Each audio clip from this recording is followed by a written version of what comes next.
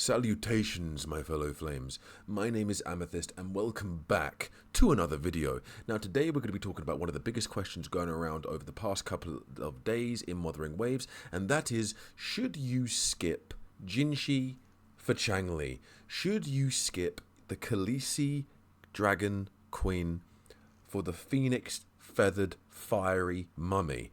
Now, this question is kind of up in the air because I see a lot of people saying they're going to summon for Jinhsi. I see a lot of people saying they're going to summon for Changli. I've seen a couple of people say they're not summoning for either. But the thing is, should you summon for Changli? Or should you summon for Jinhsi? Or should you skip one for the other? We're going to be discussing that today and reacting to Steog's video of should you skip Jinhsi for Changli. If you enjoy this video, hit that like and subscribe button, and without further ado, take it away, Steog. Yo, so many people are considering. Wait, that's too quiet. Wait, Steog, my brother, you are too quiet. Too quiet. Hold on. Let me turn you up a little bit. That should be better. That should be a little bit better. Right. Let's try that again. Skipping Jinhsi for.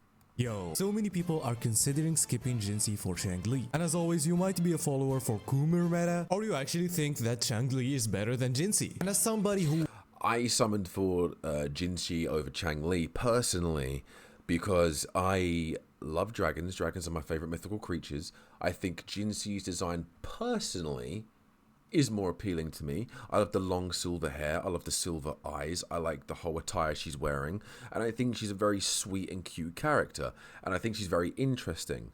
So I know people are saying, oh, but Changli's mysterious. That's why I like her more. Oh, I love Changxi's fiery phoenix design. That's perfect. Great for you. Amazing for you. However, she doesn't pique my interest. Now, I know obviously people are able to actually play Changli in 1.14 of Eons. I haven't quite got there yet. I'm still yet to play the story. But just from the design and just from what they look like, Jinhsi already took my eye and took my interest over Changli. But that's just my personal opinion. I think Changli's a very well designed character. I just prefer Jinhsi, and since obviously Jinhsi is a dragon-based character and Changli is a phoenix-based character, out of the two mythical creatures, dragons over phoenix every single day. was trying to skip Jinhsi and get Changli, I don't think the answer to the question is yes for everybody. Now, if you really want to skip Jinhsi for Changli, you should know what Changli does and why you actually have to get her. So I'm gonna show you what her kit is as fast as possible. I'm not gonna take so much time of yours. And of course, before anything, make sure to get any character that you like if you don't care about meta. That is the most important thing, by the way, what you just said. If you don't care about meta, pick whatever you want. I personally think meta is absolutely abysmal. I don't think it matters in the slightest. Meta people that rely on, not rely on meta, but constantly throw the message out there that you have to summon for meta, you have to summon for meta. No, you really don't. No, you don't. Summon for the characters you want, summon for the characters you desire, and just enjoy the game how you want to enjoy the game. Okay? Okay. If you do not enjoy the character, there's no point of getting that character Exactly. even if it's OP. But let's talk about Changli. So since I have official footage for the character, I can show you all of her kit. So Changli can work as a main DPS or a sub DPS. That's the main point about Changli, is that she's a flex pick, and that makes it easier for her to be in a lot of teams without the need of new characters. Okay. Changli needs to get 4 stacks to use her Forte Circuit and deal big damage, and to get those stacks you can do a full basic attack combo, a full mid-air combo, use your ability, use your charged attack, and that's why she can work as a main or a sub DPS. And not only that, she's okay, so you can kind of build her either way. She has it sounds like she has so many different routes you can go down. So you could, you could obviously main her as a main DPS, keep her on the field as much as possible, buffed with Mortefi, buffed with Yuan Wu, since he grants shielding, so she'll be protected. Or I'm guessing you could pop her in, use her skills, use her ult, use her charge attack, Forte Circuit, whatever, and then I'm guessing change into another character that you desire. Don't quote me on that. That's just, we're only a minute in the video, but that's just my thoughts on what I'm getting from what Steog just said in the first minute. is also a good buffer because she can buff flame damage and also resonance liberation damage. Whenever you switch to another character, it gives that buff for like 10 seconds. So if Jesus Christ, she'd be great for Jinhsi. She'd be, if you had both, she'd be amazing synergy for Jinhsi. Amazing. Jinhsi dishes out some serious numbers on a liberation. Absolute staggering numbers. If you want her to be a main DPS that takes a lot of time on field, you can do that, but also you can make her a character that doesn't take a lot of time on field, and she also buffs your main DPS, which can be Encore or Shisa, any future character. That's why she's also future proof. Changli's kit. Those who skipped Jinhsi, or who are skipping Jinhsi for Changli, whoever the 1.2 characters are, and if my predictions are correct, I think it's going to be Camellia, or it's going to be Geshu-Lin. Or Geshu-Lin, I think, is going to be 1.2 or 1.3, one of the two updates. But if she's a really good support damage dealer and grants 20% increase in damage for the Resonance Liberation, she's going to be very, very useful in the future. Bear that in mind, guys. Bear that in mind. That would be amazing. Doesn't end here because she also has a very powerful ultimate which gives her all the stacks and it's like a nuke and it looks insane. So with all that said, I can say that Changli is a very free to play friendly character and she's hard to be power crept. But now let's talk about if Jinhsi has the same value. So I said before that you can skip Jian if you want to get Yinlin because she's more future proof and Jian will get power crept. I'm gonna talk about Jinhsi and Jian in another video, but Jinhsi does more damage than Jian, but Jian has also his own strength in making parrying easy and things like that. So Jinhsi showed me that there is no big power creep in the game, and especially with her kit. Even though she's not the best at grouping, she's also good at grouping. She's also good at doing mid-air damage and making the game easier. I would say she honestly, unironically, is meta, and I summoned for her not because I bear in mind I didn't know she would be this powerful. I summoned because her animations look cool, her design looked cool, and out of the two, I preferred Jinhsi out of Jinhsi and Changli. Playing her, she makes the game so easy. So easy. She makes the game so easy. Everything she does is busted. The only thing I will say, based on playing her, now this is my personal opinion, she is a glass cannon.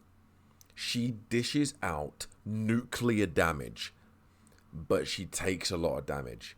She is a glass cannon. Now, those that don't know what the term glass cannon means, it means someone that is basically very, very powerful on the offense, but very weak on the defense.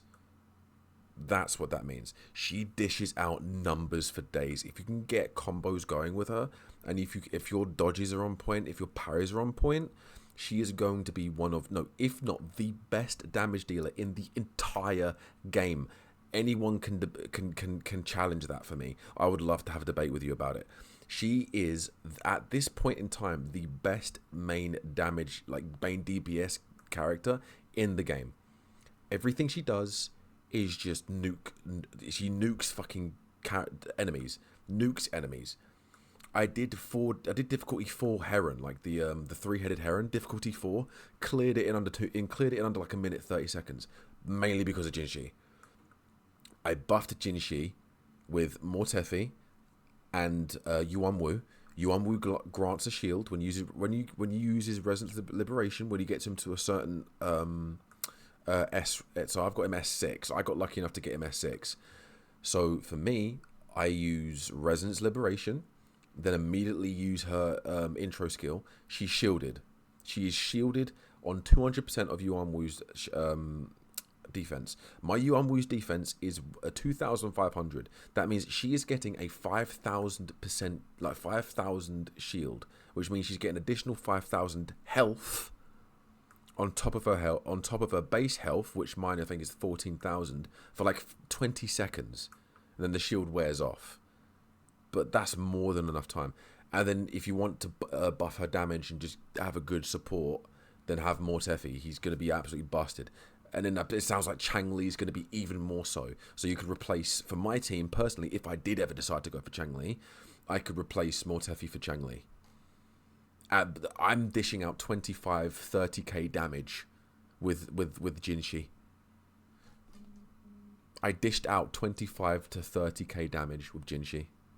If that doesn't tell you how busted she could be, then I don't know what to tell you.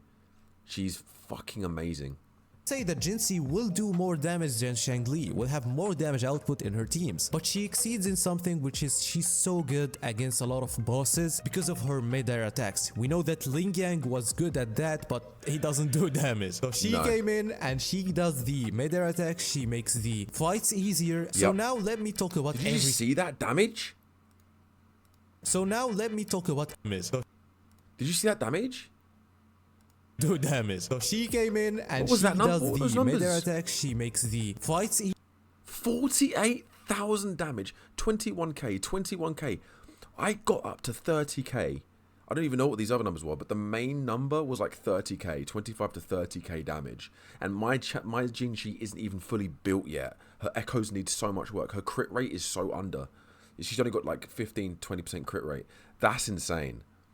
Insane. Easier. Nukes. So now let me talk about every scenario. So if you have Jian, I would highly recommend that you skip Jinhsi. Yes, she's more powerful, but she doesn't blow him out of the game. She's not way powerful. It's not even a big power creep. But if you want to use Changli as a sub DPS and not as a main DPS, and you do not have Encore, I don't think that's a very good idea. She's gonna be good as main DPS, so use her as main DPS. Now if you don't have Jian and if you have Yinlin, getting Jinhsi right now is way better for your account. I did that personally, and I'm going to get Changli too, which gets me to the next thing. If you skip Jian and got only Yinlin, you might have a lot of Jades, especially if you didn't go for the weapon, so that you can get both if you got a little lucky with 150-50. We're getting like 110 pulls here, and if you saved a little, you will have the chance to get both. That's why I want to say that you will never be disappointed with any of these two characters. If you get Jinhsi or you get Changli. I like that a lot, the fact that there is no right or wrong answer. It literally is what you want.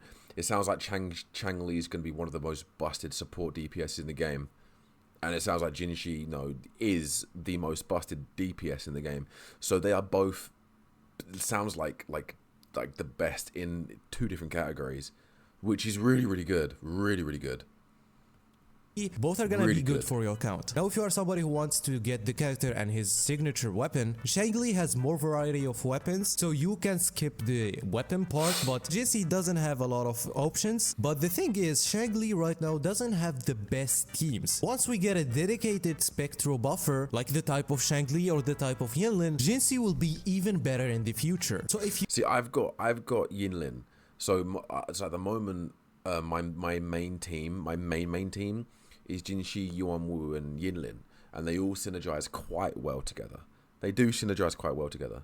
You can only get one character. You should look at your characters. If you don't have Jian, get Jinhsi. If you have Jian and you don't have Yinlin, get Changli. If you have Jian and Yinlin, you can try getting both actually. So I tried as much as possible to think about every scenario for every player, and I hope that I've solved your problem. 1.1 was a very good update, and I'm having so much fun. Anyway, if you don't subscribe now, you're gonna lose your 50-50. Bye bye. I mean, to be fair, I won my 50-50 and I got a guarantee. I got my guaranteed Jinhsi, and then the next 5-star I got 2 10 pulls later on my main account. I got another Jinhsi. So I got S1 Jinhsi, and apparently her S1 is cracked. Yeah, absolutely insane. Absolutely insane. Good video. Good video. Go subscribe to Steorg. I've already liked the video. Very, very good video. And there you have it. Like, it does not matter who you want to pick. It literally depends on who your preference is. Is your preference the Dragon Khaleesi Queen? Or is it going to be Feathered Phoenix Fiery Mummy? That is Changli. Changli. So yeah. The ball's in your court, guys. The ball's in your court. Let me know what you guys think of this video. Hit that like and subscribe down below, and leave a comment down below who you're summoning for and why. But yeah, thank you so much guys for watching. I'll see you in the next one. Take it easy, everyone.